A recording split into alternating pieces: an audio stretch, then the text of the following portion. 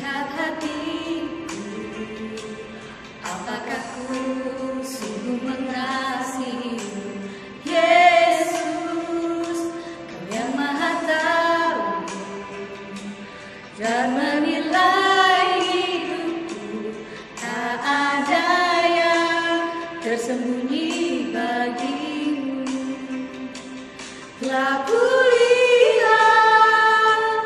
kebaikan-Mu yang tak pernah habis di hidupku.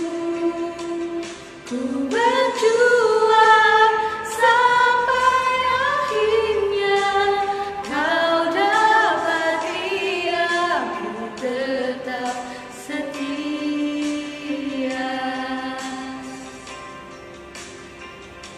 Selidiki aku, lihat hatiku, apakah ku sungguh mengasihimu, Yesus, Kau yang Maha Tahu dan menilai hidupku. Tak ada yang tersembunyi bagimu.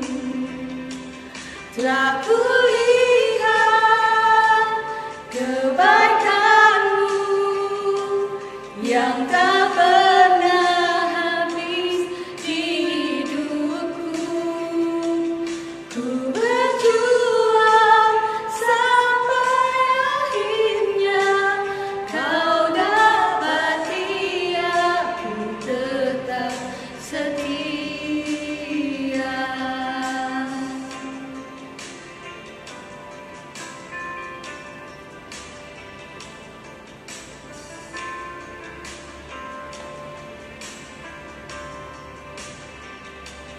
Telah kulihat kebaikan-Mu yang tak pernah habis di hidupku.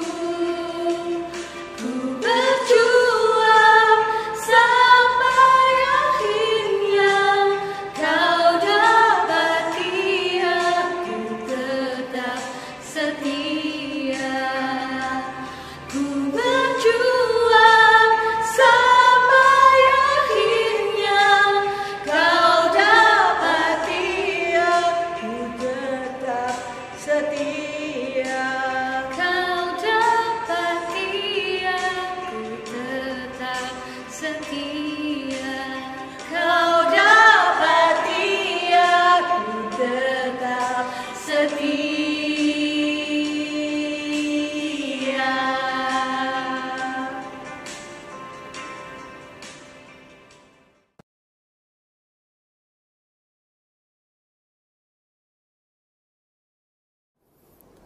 Ya, Bapak Ibu yang Tuhan Yesus kasihi, kita akan masuk dalam pemberitaan firman Tuhan.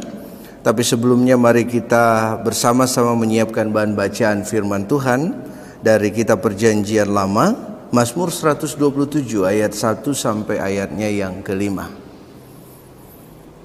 Mazmur 127 ayat 1 sampai yang kelima.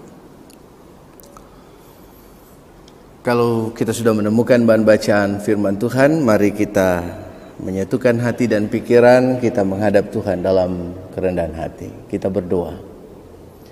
Bapa di sorga, dalam Tuhan Yesus Kristus, saat ini kami datang kembali kepada Tuhan, mengucap syukur untuk kasih dan penyertaan Tuhan, bahwa sampai saat ini di pertengahan minggu bulan September ini, kami bersama-sama diperkenankan boleh hadir, memuji, menyembah dan memuliakan nama-Mu, menikmati berkat-Mu, penyertaan Tuhan.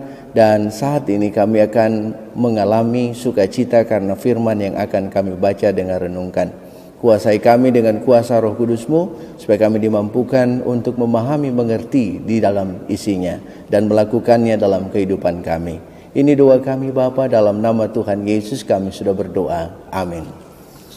Bapak Ibu yang Tuhan Yesus kasihi, yang ada di rumah-rumah, kita masih streaming. Mari saya undang kita semua untuk bangkit berdiri untuk mendengar firman Tuhan dari Alkitab bacaan Alkitab hari ini terambil dari Perjanjian Lama, Mazmur 127 ayat 1 sampai ayatnya yang kelima, yang menyatakan, berkat Tuhan pangkal selamat. Nyanyian ziarah Salomo. Jikalau bukan Tuhan yang membangun rumah, sia-sialah usaha orang yang membangunnya. Jikalau bukan Tuhan yang mengawal kota, sia-sialah pengawal berjaga-jaga. Sia-sialah kamu bangun pagi-pagi dan duduk sampai jauh malam, dan makan roti yang diperoleh dengan susah payah, sebab ia memberikan kepada yang dicintainya pada waktu tidur. Sesungguhnya anak laki-laki adalah milik pusaka daripada Tuhan, dan buah kandungan adalah suatu upah. Seperti anak-anak panah di tangan pahlawan, demikianlah anak-anak pada masa muda. Berbahagialah orang yang telah membuat penuh tabung panahnya dengan semuanya itu. Ia tidak akan mendapat malu apabila ia berbicara dengan musuh-musuh di pintu gerbang. Demikian pembacaan Alkitab. Berbahagialah semua orang yang mendengar firman Tuhan dan melakukannya. Terpujilah Tuhan Yesus. Haleluya.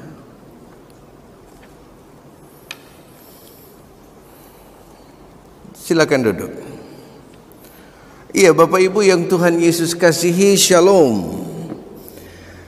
Tidak sangka kita sudah memasuki minggu ke-16 sesudah Pentakosta, dan tidak rasa juga kita bahwa hari ini sudah memasuki tanggal 20 September 2020.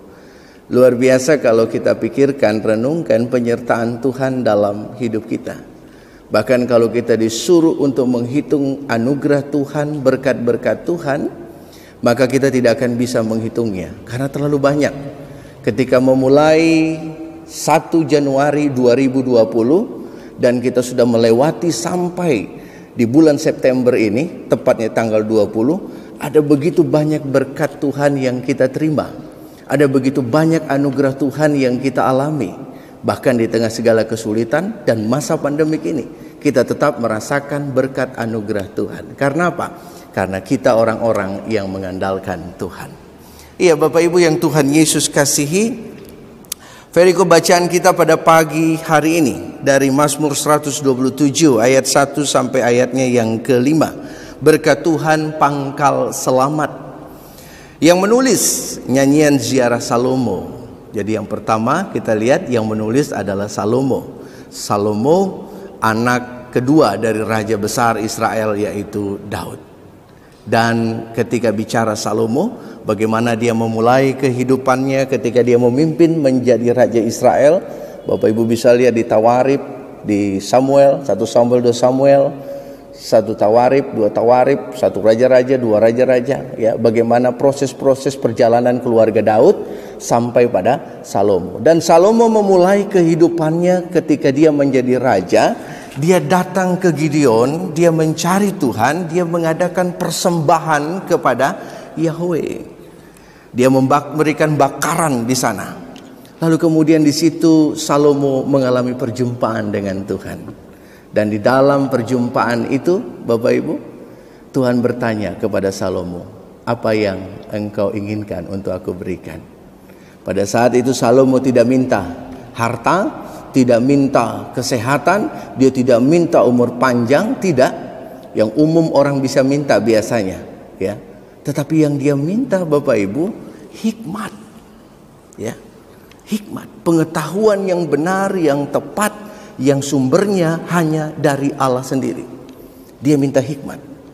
Makanya Salomo ketika dia memulai menjadi seorang raja, dia meminta hikmat untuk dia terima dan membawa dirinya dalam pelayanan baik kehidupan keluarga dan juga kerajaannya. Makanya Bapak Ibu coba kita lihat bagaimana Tuhan memberkati Salomo, ya. Dia tidak minta harta tapi diberikan kelimpahan harta. Dia tidak minta itu keamanan, ya, tidak diserang oleh bangsa-bangsa lain. Tidak, tapi Tuhan anugerahkan itu pada masanya. Ada luar biasa damai sejahtera, tidak ada peperangan ya antara orang Israel dan orang-orang yang ada di sekitarnya, orang bangsa-bangsa yang ada di sekitarnya, tidak. Tetapi di situ juga Salomo dalam masa kehidupannya dia berhasil membangun bait Allah, di mana bapaknya tidak berhasil membangun rumah Tuhan, tetapi dia bisa membangun rumah Tuhan. Apa yang menjadi rahasia Salomo sehingga dia menjadi pribadi yang diberkati? Karena dia berhikmat. Dan orang yang berhikmat itu akan menonjolkan dua hal. Yang pertama, dia menggantungkan dirinya kepada Tuhan. Yang kedua, kehidupannya melakukan apa yang Tuhan kehendaki. Makanya coba kita lihat bacaan kita pada ayat yang pertama. Salomo mengekspresikan hidup berimannya di hadapan Tuhan. Jikalau bukan Tuhan yang membangun rumah. Rumah apa yang dibangun Salomo? Rumah Tuhan. Refleksinya adalah dia membangun rumah Tuhan. Jikalau bukan Tuhan yang membangun rumah, sia-sialah usaha orang yang membangunnya. Mau bicara itu rumah Tuhan, kalau bukan karena Tuhan, Salomo tidak mungkin bisa membangunnya. Mau bicara tentang rumah pribadinya, rumah tangganya, lalu kehidupan lainnya, ya, bahwa dia meminta perkenanan Tuhan. Nah, Bapak Ibu yang dikasih Tuhan, coba kita lihat berikutnya. Jikalau bukan Tuhan yang mengawal kota, sia-sialah pengawal berjaga-jaga. Apa maksud dari Salomo mengatakan demikian? Jikalau bukan Tuhan yang mengawal kota, sia-sialah pengawal berjaga-jaga. Selama masa pemerintahannya, saya ingatkan, selama masa pemerintahan Salomo, hanya Tuhan yang mengawal. Bukan bicara pengawalnya, dia prajuritnya jaga betul, jaga itu bangsanya, jaga itu batas-batas kotanya. Tapi kalau bukan Tuhan yang menyertai segala sesuatu, sia-sia mereka berjaga-jaga, habis juga akhirnya. Jadi Salomo mau mengatakan begini, dengan hikmat Tuhan yang dia minta di awal pemerintahan saat dia memerintah, di situ dia gunakan hikmat itu untuk membangun, untuk memimpin, untuk menghantar, untuk melakukan setiap pekerjaan-pekerjaan Tuhan, sehingga dia berhasil membangun rumah Tuhan. Dia berhasil untuk mengawal ya bangsa Israel, kepemimpinannya dalam damai dan sejahtera, dan semua itu dalam pengakuan Salomo, karena Tuhan. Di luar itu sia-sia. Dan dia mengajarkan juga Bapak Ibu, bahwa ketika orang tua seperti Salomo, ya, orang tua seperti Salomo ini dia sudah berhasil dalam proses hidupnya, dia berhasil pada masa mudanya dia buat itu kitab Kidung Agung, pada masa parubayanya dia tulis itu kitab Amsal, pada masa akhir ya masa tuanya dia tulis kitab Pengkhotbah ya. Tetapi di Mazmur dia berikan sisipan-sisipan dalam tulisannya. Karena apa? Dia melihat berkat dan anugerah Tuhan. Dan kalau orang tua seperti Salomo, dia mengajarkan hal-hal yang baik bagi hidup anak-anaknya, hikmat Tuhan, maka berkat Tuhan itu akan dialami terus. Karena sumber berkat itu datangnya dari Tuhan, cara menjaganya dari Tuhan, bersama Tuhan, dan kemudian mengakhiri semuanya juga bersama Tuhan. Tidak bisa keluar daripada batas-batas itu. Tapi ketika batas itu keluar, maka dia tidak lagi menerima anugerah Tuhan, tidak lagi menerima hadirat Tuhan, mengalaminya, dan bahkan bisa saja mati di luar Tuhan. Tetapi Salomo mau mengajarkan ya, bahwa semua orang yang hidup menerima berkat Tuhan harus melihat berkat itu berasal dari Tuhan sumbernya, lalu kemudian menjaganya bersama Tuhan, mengajarkannya kepada keturunan. Supaya apa? Supaya berkat itu terus terpelihara. Dan bagi orang Israel, keturunan yang bisa meneruskan keturunan, melanjutkan keturunan itu anak laki-laki. Makanya di sini ada berkat ya, yang dijaga diberikan untuk anak laki-laki. Ayat 3, sesungguhnya anak-anak lelaki adalah milik pusaka daripada Tuhan, dan buah kandungan adalah suatu upah. Mau mengatakan apa Bapak Ibu? Bahwa anak laki-laki adalah penerus keturunan ya. Dialah yang akan melanjutkan tahta, dia juga yang akan melakukan banyak hal dalam kehidupan dan berkat-berkat ya. Karena bagi Israel ya, sistem patriarki kuat pada waktu itu. Anak perempuan tidak cukup diperhitungkan. Padahal Bapak Ibu, anak laki-laki tidak bisa melanjutkan keturunan tanpa anak perempuan ya. Tetapi maksudnya banyak hal Mau mengatakan bahwa laki-laki yang sebagai pemimpin yang lebih kelihatan yang melanjutkan keturunan. Nah, karena pada waktu itu juga Bapak Ibu, pada zaman masa-masa itu, keturunan itu memang yang memegang kendali itu adalah laki-laki. Lalu kemudian ketika laki-laki tidak ada, maka nilai suatu rumah tangga itu seakan-akan tidak ada kehormatannya. Ya, beda dengan zaman sekarang.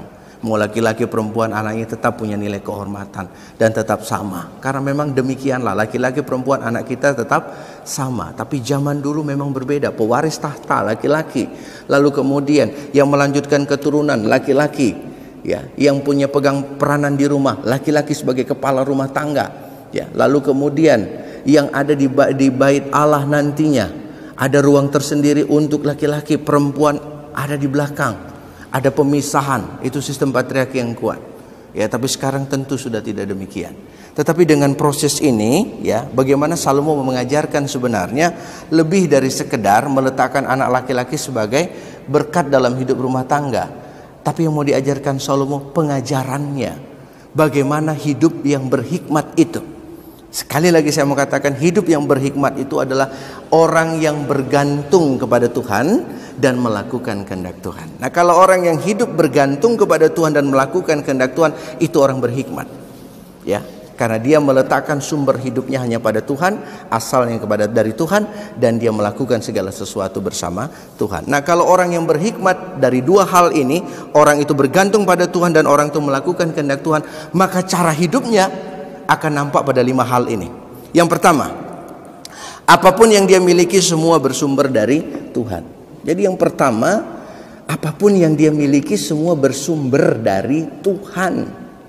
Ya, dia punya harta, dia punya kekayaan, dia punya kesehatan, dia punya talenta, bahkan itu sumbernya semua dari Tuhan. Dia mengakui itu, tidak mungkin tidak. Apapun yang dia punya sumbernya dari Tuhan. Kesadaran itu dimiliki oleh orang yang berhikmat, yang tahu bagaimana dia menggantungkan diri kepada Tuhan dan melakukan kehendak Tuhan. Ya, contoh, Bapak Ibu, anak-anak saudara punya kemampuan untuk main piano, organ. Wih, dia main jago. Apakah lalu kemudian menjadi sombong? Oh, itu kalau tidak saya belajar nggak bisa. Pertanyaan saya, itu tangan-tangan dari mana? Dia buat sendiri atau dari Tuhan? Ya, lalu feel-nya dari mana? Pengetahuannya dari mana? Kalau bukan Tuhan membuka pikirannya, hatinya dia, tidak bisa. Apalagi, oh, harta kekayaan, jabatan. Oh, ini jabatan saya yang peroleh ini. Saya bekerja keras ini. Saya mau tanya, hidupmu dari siapa? Siapa yang memberikan engkau kesehatan? Siapa yang memberikan engkau kekuatan sampai engkau punya jabatan di sini? Engkau duduk di kursi yang luar biasa. Dari mana mobil, motormu, uangmu, rumahmu? Kalau bukan perkenanan Tuhan. Maka dari itu, ibu bapak saudara-saudara, orang yang berhikmat, dia akan mengatakan, apapun yang dia miliki, semua bersumber dari Tuhan.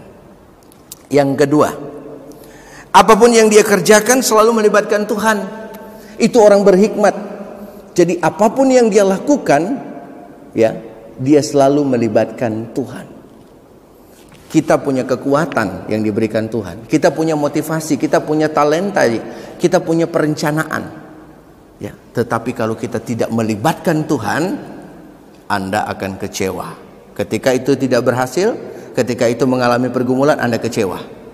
Tapi kalau Anda bersama Tuhan, ketika itu bergumul, ketika ada mengalami permasalahan, Anda akan tenang bisa menghadapinya. Lalu, kalau dia berhasil bagaimana? Kalau Anda tidak libatkan Tuhan, Anda menjadi sombong dan angkuh. Makanya orang banyak mengatakan ini karena saya dan kalau bukan saya tidak akan bisa terjadi. Salah, ya. Karena Anda diberikan anugerah, hikmat untuk merencanakan sesuatu, pengetahuan, semua dari Tuhan. Kalau poin pertama sudah kita akui, maka poin kedua kita melibatkan Tuhan di dalam segala sesuatu. Poin yang ketiga, apapun hasil akhir dari setiap keberhasilannya, semua diakui karena kasih Tuhan. Hasil akhirnya bagaimana? Dari awal kita berproses, hasil akhirnya apa? Itu semua karena kebaikan Tuhan. Hasil akhirnya itu terjadi karena kasih karunia Tuhan. Maka orang yang berhikmat adalah orang yang menggantungkan dirinya kepada Tuhan dan melakukan kehendak Tuhan. Ya. Dan dia akan melakukan, hadir dalam poin-poin tadi pertama, mengakui segala sesuatu bersumber pada Tuhan, melibatkan Tuhan dalam setiap proses hidupnya. Dan dalam proses akhir semuanya dia mengakui karena kasih karunia Tuhan. Ya, kalau Bapak Ibu, saya berdiri di sini, Bapak Ibu ada di rumah saat ini, kita bisa duduk, saya bisa berdiri di sini menyampaikan firman Tuhan, itu karena kasih karunia Tuhan. Ya. Dan bagaimana hasil akhir kita? Hasil akhir kita perjalanan hidup kita. Dalam proses kita ke depan, bagaimana kita mengakhiri semua prosesnya. Baik pekerjaan, baik rumah tangga, ya, baik banyak hal. Kita harus akui pada setiap hal yang kita lakukan, menyelesaikan demi menyelesaikannya, semua karena kasih karunia Tuhan. Yang keempat, Bapak Ibu, orang yang berhikmat, orang yang menggantungkan diri kepada Tuhan, yang melakukan kehendak Tuhan, maka cara hidupnya yang keempat. Apapun situasi yang terjadi dalam hidupnya dan orang lain, dia tidak akan menghakimi atau merendahkan orang lain. Jadi Bapak Ibu, orang berhikmat itu, dia tidak akan menghakimi situasi, dia tidak akan menghakimi orang lain, dan dia juga tidak akan merendahkan orang lain. Tapi justru dia belajar dari situasi itu. Coba siapa dari Bapak Ibu saudara yang menghakimi itu corona? Corona ini begini-gini. Kamu salah, kenapa kamu datang? Enggak. Siapa yang menghakimi pemerintah? Hakimi pemerintah. Lalu ada yang kena, hakimi dia. Enggak. Anda tidak berhikmat di situ. Tapi belajar dari situasi. Ketika corona apa yang kita ambil dari proses ini? Apa yang kita coba refleksikan, kita ingat, kita alami bersama. Lalu apa yang terjadi pada orang lain? Kita belajar. Kalau orang ini dia mengalami proses yang demikian, apa yang saya harus pelajari supaya saya tidak mengalami seperti yang terjadi pada orang itu. Tidak menyalahkan orang, tapi coba membangun refleksi diri untuk tidak menghakimi orang lain, tapi meletakkan diri pada porsinya. Karena cara berpikir kita menentukan sebenarnya kita sejauh apa. Ya, apalagi kita mau menyesat-nyesatkan orang. Itu saya lihat di YouTube, ya, beberapa pendeta-pendeta besar sekarang lagi saling menyesat-nyesatkan, ya. Nanti aliran ini menyesatkan yang ini menyesatkan ini, yang ini. Gampang sekali kita menyesatkan orang, ya. Kadang Alkitab saja belum kita baca secara tuntas, full, lengkap, kita sudah menyesatkan orang. Kita tidak berhikmat di situ. Kita sudah menjadi hakim bagi orang lain, ya. Tidak. Tetapi ketika kita mau memahami segala sesuatu, belajar dari situasi apa yang terjadi, supaya saya diberkati yang mana, supaya saya tidak jatuh yang mana, saya harus menjaga segala sesuatunya. Ya, jangan gampang menghakimi orang, jangan gampang menyesat-nyesatkan orang. Ya, padahal kita juga pengetahuannya terbatas sekali. Kita tidak mengetahui banyak hal, tapi kita sudah menyesatkan orang dari sudut pandang kita yang sedikit saja. Maka dari itu Bapak Ibu, pada poin yang keempat ini, jangan pernah kita menghakimi situasi, menghakimi orang lain, tapi belajarlah dari situasi itu untuk belajar melihat segala sesuatu sebagai orang yang berhikmat. Yang kelima, apa yang harus dilakukan? Kalau Anda orang berhikmat, orang yang mengandalkan Tuhan dan melakukan kehendak Tuhan. Yang kelima, apapun yang ada dalam pikiranmu, yang kau lakukan, lakukanlah semua seperti untuk Tuhan. Saya ingat bacaan ini dari Kolose pasal 3. Kolose pasalnya yang ketiga. Ya, saya buka untuk Bapak Ibu. Kolose pasal 3 ayatnya yang ke-23. Ini poin yang kelima. Apapun juga yang kamu perbuat, perbuatlah dengan segenap hatimu, seperti untuk Tuhan dan bukan untuk manusia. Orang yang berhikmat, dia akan melakukan, dia akan memikirkan dan melakukan segala sesuatu sama seperti untuk Tuhan, bukan untuk manusia. Ketika dia lakukan untuk Tuhan, maka di situ hatinya penuh bersukacita. Kalau dia lakukan untuk manusia, dia tidak bersukacita. Kenapa? Dia akan mengalami, dia akan mengharapkan, dia akan menginginkan bahwa orang itu membalas seperti apa yang dia lakukan. Dan orang itu akan kecewa. Tapi kalau kita melakukan sama seperti untuk Tuhan, kita akan membuat orang itu bersyukur kepada Tuhan. Kita akan membuat orang itu berdoa untuk kita yang sudah menjadi berkat. Kita membuat orang itu mengalami kedekatan lebih lagi dengan Tuhan. Dan kita semakin dibangun dalam kedewasaan iman. bahwa segala sesuatu yang kita tabur, yang kita buat, semuanya sama seperti untuk Tuhan. Maka 5 hal ini kalau kita ajarkan dalam kehidupan anak-anak kita akan menjadi anak-anak yang berbudi pekerti yang baik. Mereka akan hidup dengan baik, dengan tatanan yang baik, dengan cara hidup yang baik. Dimanapun mereka berada, mereka akan mengandalkan Tuhan dan melakukan kehendak Tuhan. Kita nggak usah takut lagi kalau anak kita kumpul dengan orang-orang ya tertentu. Kita takut dia bergaul kemana, dia pergi kemana, kita sudah was-was. Enggak, kalau Bapak Ibu sudah ajarkan ini dan itu meresap dalam hatinya, maka anak-anak itu akan membawa berkat bagi saudara. Orang tua diberkati, anak-anak diberkati, kehidupan kita semakin diberkati. Nah, Bapak Ibu yang dikasihi Tuhan, mari kita lakukan segala sesuatu. Ingat, orang berhikmat itu orang yang mengandalkan Tuhan, menggantungkan diri pada Tuhan, dan melakukan kehendak Tuhan. Maka 5 hal ini akan nampak dalam kehidupannya. Tuhan Yesus memberkati saudara. Amin.